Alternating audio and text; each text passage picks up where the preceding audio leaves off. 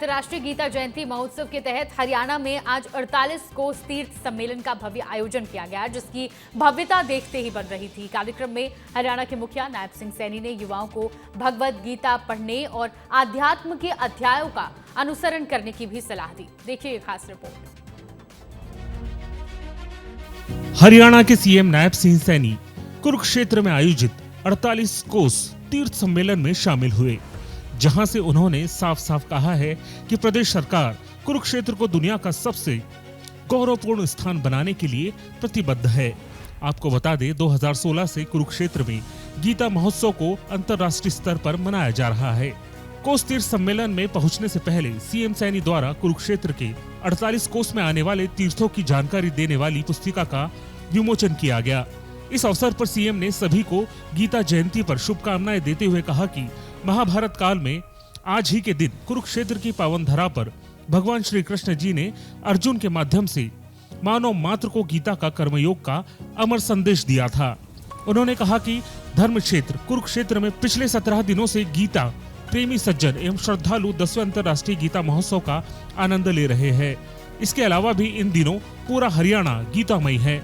मुख्यमंत्री ने कहा कि प्रधानमंत्री नरेंद्र मोदी ने 2014 में कुरुक्षेत्र आगमन के दौरान कहा था कि कुरुक्षेत्र को गीता स्थली के रूप में पहचान दिलाने के लिए हर संभव प्रयास किए जाएंगे।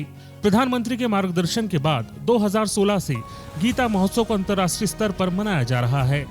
उन्होंने बताया कि गत 25 नवंबर को प्रधानमंत्री भी अंतर्राष्ट्रीय गीता महोत्सव में शामिल होकर हर व्यक्ति को गीता से जुड़ने का संदेश दिया है। आप सबको हार्दिक बधाई और शुभकामनाएं भी देता हूं। इस गीता पाठ के न केवल धार्मिक बल्कि वैज्ञानिक अर्थ भी हैं, जिन पर 18 अध्यायों का पाठ यहाँ किया गया है। अभी हम सब उसके साक्षी बने हैं।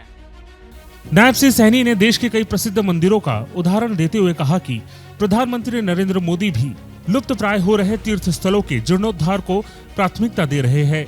उन्होंने कहा कि जो समाज अपनी संस्कृति धरोहर को संजोए रखता है, वह युवा पीढ़ी को अच्छे नैतिक संस्कार देता है। इसलिए हम वेदों, पुराणों और गीता की रचना स्थली हरियाणा की संस्कृति धरोहर को संरक्षित करने और उसे नई पीढ़ी तक पहुंचाने के लिए निरंतर काम कर रहे हैं। बच्चों, हम सब जानते हैं कि हमारे कर्म योगी प्रधानमंत्री आदरणीय नरेंद्र मोदी जी की ही ये प्रेरणा से हम गीता जयंती समारोह को अंतर्राष्ट्रीय स्तर पर आज मना रहे हैं। हम सब जानते हैं, वर्ष 2014 में उन्होंने दिव्य श्रीमद् भागवत गीता को अंतर्राष्ट्रीय मंच पर ले जाने की पहल देश के यशस्वी प्रधानमंत्री आदरणीय नरेंद्र मोदी जी ने की थी।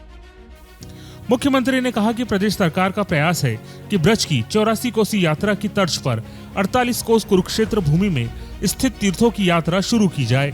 धर्म क्षेत्र कुरुक्षेत्र को भगवान श्री कृष्ण की नगरी मथुरा और धार्मिक स्थल हरिद्वार से जोड़ने के लिए इन मार्गों पर ट्रेन चलाई गई है। नायब सिंह सैनी ने कहा कि भारत सरकार के पर्यटन मंत्रालय द्वारा स्वदेश दर्शन स्कीम के तहत कुरुक्षेत्र को साल 2015 में श्री कृष्णा सर्किट में शामिल किया गया है। इस स्कीम के तहत विभिन्न तीर्थों पर विकास कार्य कराए जा रहे हैं। इस सर्किट के तहत 48 कोस की परिधि में स्थित 134 स्थानों का पर्यटन स्थलों के रूप में विकास होगा। महाभारत कालीन जो हमारे तीर्थ स्थल हैं, उनकी हमने गांव स्तर के ऊपर एक समिति बनाई है।